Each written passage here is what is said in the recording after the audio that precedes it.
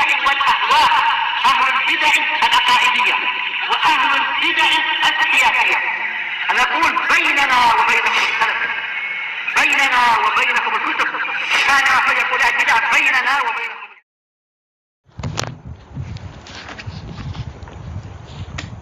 Bismillahirrahmanirrahim. Qala al-Imam An-Nawawi rahimahullahu ta'ala wa an Abi Hurairah radhiyallahu anhu qala Rasulullah sallallahu alaihi wasallam ma yazalul bala'u bil mu'min wal mu'minah, terus menerus. Ma yazal yaitu terus menerus. Kalau ma-nya dibuang, yazal artinya adalah hilang. Maka maksudnya adalah tidak hilang bencana itu. Terus menerus bencana itu menimpa seorang mukmin dan mukminah fi nafsihi, yaitu di dirinya dengan sakit barangkali atau jatuh dan sebagainya, wa waladih, dan anaknya sakit, anaknya sering sakit, atau mungkin anaknya terjatuh atau yang lain-lain, wa malih, dan di dalam hartanya, hatta yalqallaha ta'ala, sampai dia berjumpa dengan Allah Ta'ala, wa ma alaihi khati'ah, dalam keadaan dia tidak lagi memiliki dosa. Tayyib. Al-hadis rawahu Tirmidzi wa qala hasanun sahih. Hadis ini memang dia hasan, tapi dia sahih li ghairi, memang digabungkan dengan riwayat yang lain maka dia jadi sahih. Dari hadis ini kita mengetahui bahwasanya memang ad-dunya darut ta'ab. Dunia itu memang negeri yang penat. Di situ penuh dengan apa? Ujian, penuh dengan cobaan, penuh dengan berbagai macam perkara-perkara yang tidak menyenangkan. Untuk apa Allah Ta'ala menjadikan dunia semacam ini? Dijelaskan oleh Imam Ibnul Qayyim, agar manusia itu la yarkanun ilad dunia, agar mereka itu tidak condong kepada dunia, agar mereka itu membenci dunia, tahu hakikat dunia yang sebenarnya, sehingga mereka memakai dunia seperlunya saja tanpa merasa cinta dan tergantung pada dunia, dan terus mereka mengkonsentrasikan jiwa mereka ke akhirat. Karena ke akhirat itulah lahiyal hayawan, yaitu kehidupan yang sebenarnya, yang satu harinya itu bisa apa? Mencapai 1000 tahun atau bahkan sampai 50.000 tahun dan sebagainya itu. Sengaja Allah Ta'ala menjadikan dunia itu tempat yang penuh dengan kepenatan, agar manusia tidak hatinya itu condong kepada dunia.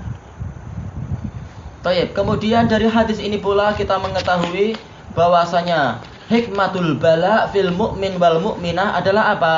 Li izalatil khotoya atau li takfiril khotoya. Hikmah adanya bencana-bencana kepada seorang mukmin dan mukminah adalah untuk menghilangkan kesalahan-kesalahan dia, untuk menebus dosa-dosa dia. Banyak orang yang bertanya, kalau aku ini taat kepada Allah dan Allah itu cinta pada orang yang taat, kenapa aku selalu tertimpa bencana? Kenapa justru tetanggaku yang jahat selalu mendapatkan nikmat? Sebenarnya Allah Ta'ala cinta kepada engkau. Allah Ta'ala menguji engkau untuk apa? Menambah pahala sabarmu, menaikkan derajatmu, dan untuk apa? Untuk menghapus dosa-dosamu. Di antara hikmahnya telah kita sebutkan, dan kita sebutkan di dalam buku yang baru tentang ujian, itu hikmah ujian. Di antara adalah menaikkan derajat, menambah pahala, dan menghapus dosa, dan seterusnya dan seterusnya.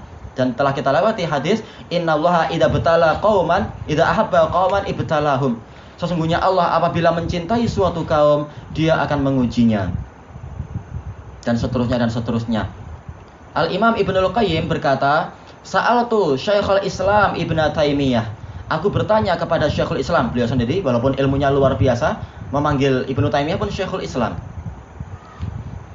Aku bertanya kepada Syekhul Islam Ibnu Taimiyah, hadis ini umum, yaitu apa? Segala macam bencana dan ujian, bahwasanya dia itu adalah baik untuk seorang hamba yang mukmin.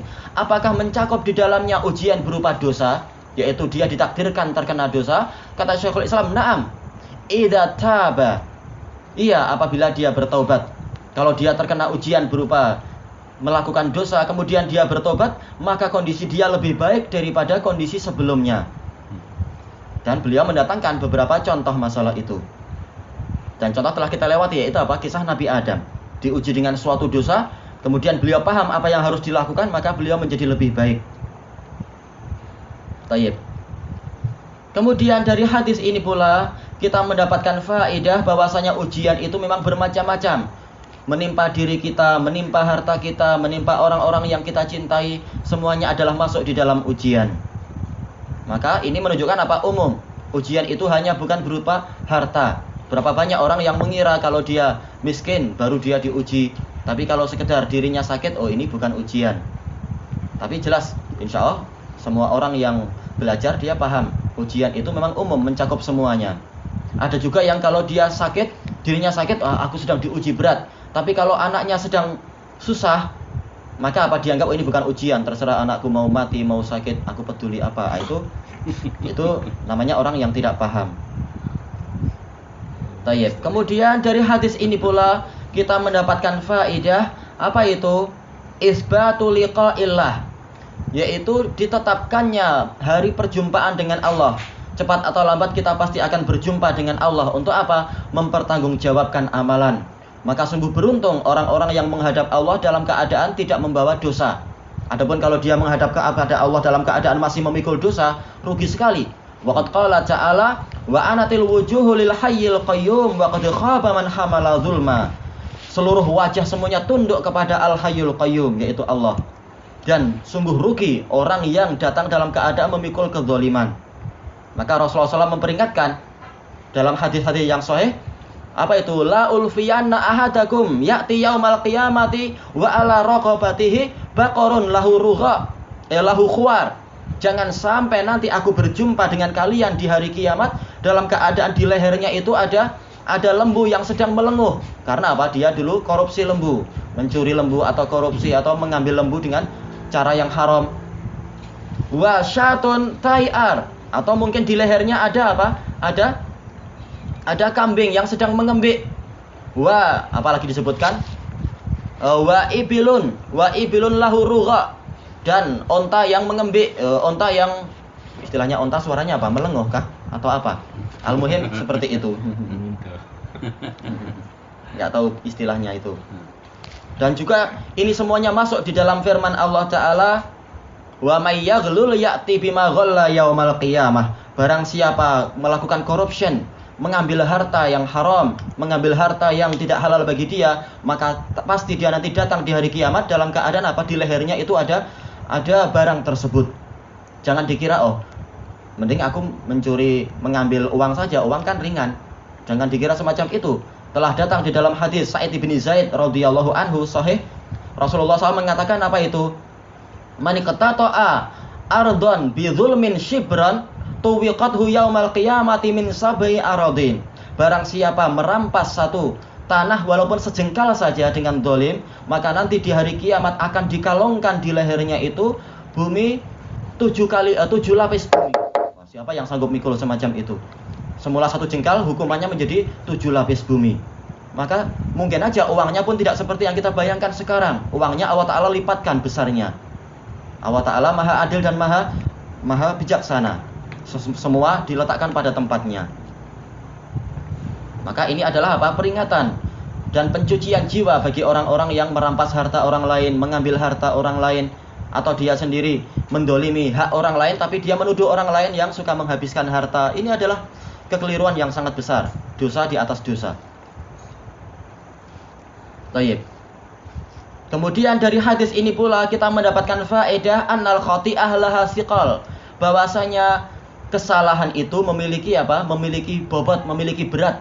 Maka semakin besar kesalahan dia akan semakin berat apa yang dia pikul di bahunya nanti. Makanya istilahnya alaihi, diletakkan di atas pundak-pundaknya itu, atau diletakkan di tulang belakangnya dan sebagainya. Sebagaimana disebutkan dalam hadis-hadis yang lain. Al-auzar, kenapa dosa dikatakan auzar? Karena dia memiliki berat. Semakin banyak dosa semakin berat. Maka sungguh beruntung orang-orang yang apa itu? Yang dia datang di hari kiamat dalam keadaan bebannya sangat ringan. Dan masih banyak pembahasan di balik ini. Ilahuna wallahu ta'ala a'lam.